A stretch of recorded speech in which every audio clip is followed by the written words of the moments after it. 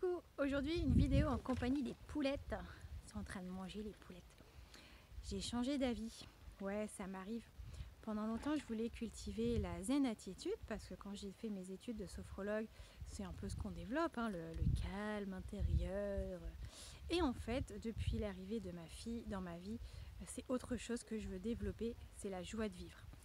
Pourquoi? Parce que finalement, quand je compare être zen ou être joyeux, être zen, c'est très bien, effectivement, ça permet de garder le cap quand ça va pas. Et puis tu peux, tel un roseau, fléchir au gré du vent, mais ne pas briser. Sauf que maintenant, ce côté zen, je trouve qu'il y a un côté un petit peu froid, un petit peu ennuyant ou ennuyeux, comme tu veux, et puis trop statique en fait. Je trouve que ça rend un peu immobile, tu vois. Quand on parle de zen, on imagine soit le Bouddha ou quelqu'un assis en train de méditer. Enfin bref, ça rappelle quelque chose de statique.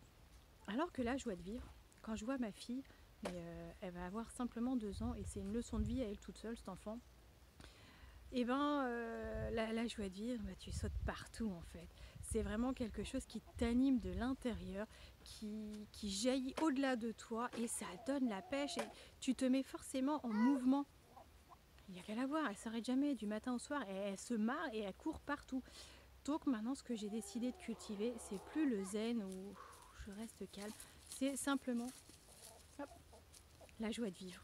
Simplement être joyeuse. Au premier confinement, je t'avais fait une vidéo justement sur être joyeux et là je comprends pourquoi ça prend tout son sens. C'est parce que voilà, c'est ce qui me manquait, c'est ce truc qui donne la pêche pour donner du mouvement en fait et passer à l'action, pour réaliser tes rêves, avancer dans tes projets. Bon, quand tu as le temps, hein, en tant que maman à la maison avec 2 petits loups, boum, une bosse. Ouais. Le temps, c'est pas forcément ce que j'ai de plus, ce que c'est pas, j'ai pas du temps à revendre, mais voilà, la joie de vivre, ça entraîne quelque chose du mouvement. C'est tout ce que j'avais envie de te dire aujourd'hui. J'ai changé d'avis. Maintenant, hop là, maintenant, je ne veux plus cultiver la zen attitude. Le calme intérieur, il restera, mais ce que je veux développer à fond, que j'ai perdu ces dernières années, hein, je reconnais, c'est la joie de vivre. Célébrer chaque instant et puis s'éclater dans la vie. Faites des choses qui vous mettent en joie et puis laissez tomber certaines corvées, certaines choses que vous n'avez pas envie de faire.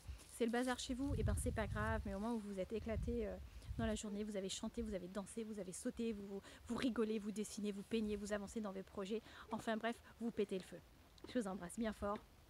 Prenez soin de vous, restez parfaitement imparfait. Voilà, restez parfaitement imparfait. À bientôt. Bye.